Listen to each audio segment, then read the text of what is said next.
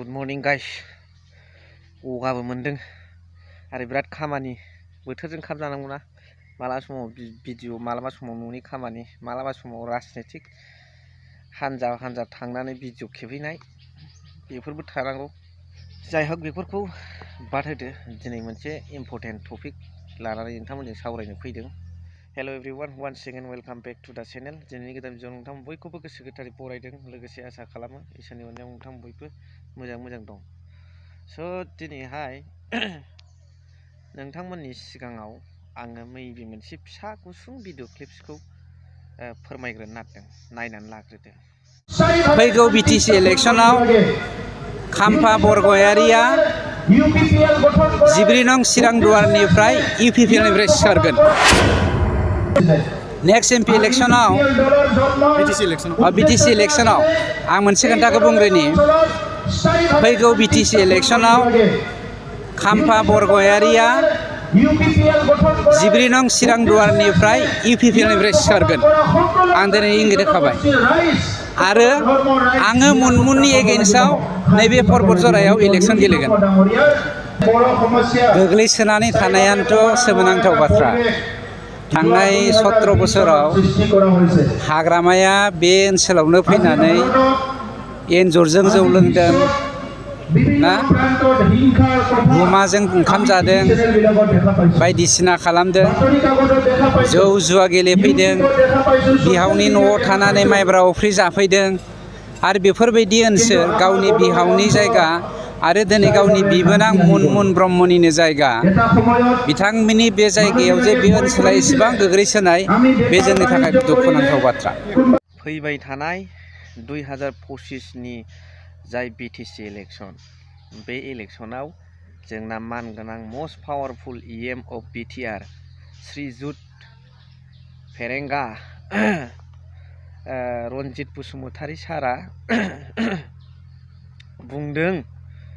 जे खाम्फा बरगयारि बिथाङा इउपिपिएलनिफ्राय चिरां बे गावनि ओनसोलाव रुनिकाटा समस्थियावहाय हरैहाय गावनि समस्थियाव गेलेगोन इउपिपिएलनिफ्राय, माने बिपिएफखौ नागारगोना रोखा इंगित होबाय गावहा। आरो नोंमारगौसै रायजो राजाफोर बिदि जामारगोन। खाम्फा सारनि जाबादि बिपिएफखौ लानानै दा खामानि मावनाय, सिगांनिखौ नांला दे, लेट इट ग'। दा जाबादि प्रेजेन्टआव खामानि मावनाय बिथांमोननि नाजानायखौ नायनानै खाम्फा सारा मा इउपिपिएलनिफ्राय फैगौ बोसोराव गावनि समस्थियाव मा दारायमारगोन इउपिपिएलनिफ्राय बिटिसि इलेक्शनाव। ओमफ्राय बेखौ हगारबाय नालाय खाम्फानो, गावहा मुनमुननि हेंथायै पर्बतजरायाव। दिनै बिराद गोबावनि उनावसो फैयै थामसा जोबलायलायनोसै समावसो पर्बतजराखौ बिराद बोलो होबाय आरो बिटिआरनि मानगोनां इएम जिएम बिथां सारमोना बिराद बोलो होबाय। जोबनोसै आरो इलेक्शन फैनोसै समावसो हिस्ट्रिकेल प्लेस होननानै गोसोखांबाय।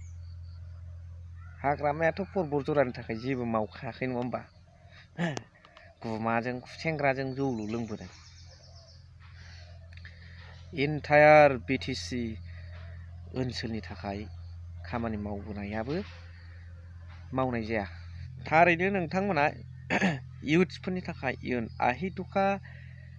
इयुथ्सर कारणे जुदि काम करिब इच्छा हयसे, जुदि माखासे फेसिलिटिफोरखौ होदो, किसुमान फेसिलिटिবিলাকো দিয়ক, दियार पिछते कब पारिब है काम टू जे আহিटुका इयुथ्सर कारणे जिखिनि आसनि बा एम्स एन्ड अबजेक्टिव्स इउपिपिएल गभर्नमेन्टे हाथत लइसे ओइ हाथत लआ खामबिलाक साक्सेस हइसे हयতো कब पारिब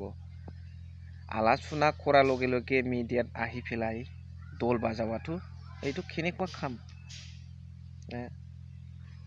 ইয়াত পুরা আমি গম পাই যে गथना हौवार আগতে दल बाजाय डेन्स करे। नुनायाथ' नुदों माखासे बिथांखिफोरखौ बिथांमोना मावदों, बेनिफ्राय नैबे सुपार 50 बेयो जोबोद इम्पर्टेन्ट। बेनिफ्राय जोंनि गेजेराव जे बाजारफ्रा बिराद खम जालांबाय आरो माखासे बुस्थुफोरखौहाय बिजेपिजों बिसिडिसि लेभेलाव राननायावहाय माथो मा मावोब्रा माथो जोंनिथिं जेबो नुवा आं बुजिनो रोंलालै आरो बिथांमोन इउपिपिएलनि जा कर्मि बिथांमोन दं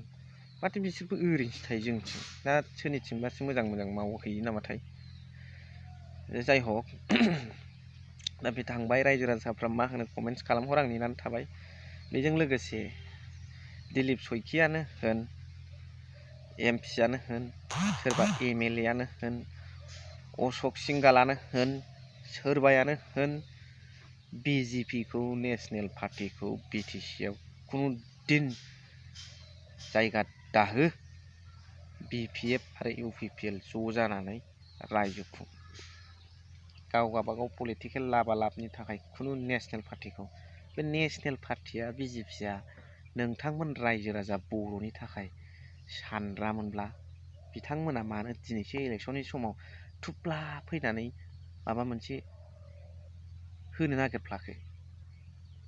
बेयावथ' मोनसे लाबालाब दंना मुलाम्फानि थाखायसो बुंफ्लाफैदों एला इलेक्सन जानोसै अब्लासो होनबा बुजिदो टाइम टेबोल लानानै बिसोरो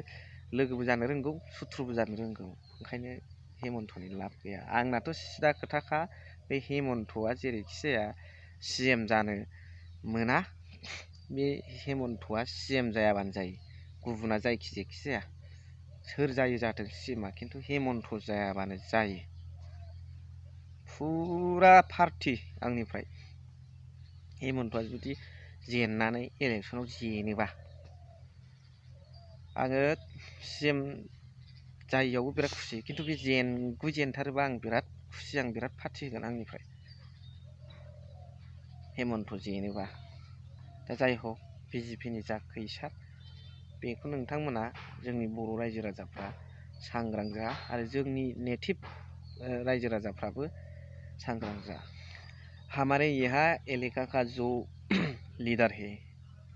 पूरा कॉन्शियस होना चाहिए जो भी आएगा स्टेट से या बीजेपी सेंट्रल से यहाँ पर हमारे बीटीसी में अलाउ नहीं करना चाहिए हम ध्यान देना चाहिए जो बीजेपी हम लोगों को डोमिनेट करके आया इसी डोमिनेशन को हम अब तक समझ नहीं पाया इसीलिए तो लोग बीजेपी को पसंद कर रहा है फिर भी हम बार बार कह रहा हूँ ये जो बीजेपी का साल है इसमें शामिल मत होना और इसको जो भी बीजेपी में गया था हमारे यहाँ बदल लोग और हमारे इलाका का जो लोग बीजेपी में गया था ये जल्द से जल्द बीजेपी त्याग करके हमारी यूपीपीएल या बीपीएफ दोनों में से जिसको पसंद करते हैं यहाँ पर आओ और यहाँ पर रहकर काम कीजिए ये मेरा रिक्वेस्ट है पार्सनेल रिक्वेस्ट दा बेनोसै भिडिअखौ एसेखिनियावनो फोजोबबाय thank you very much for watching love you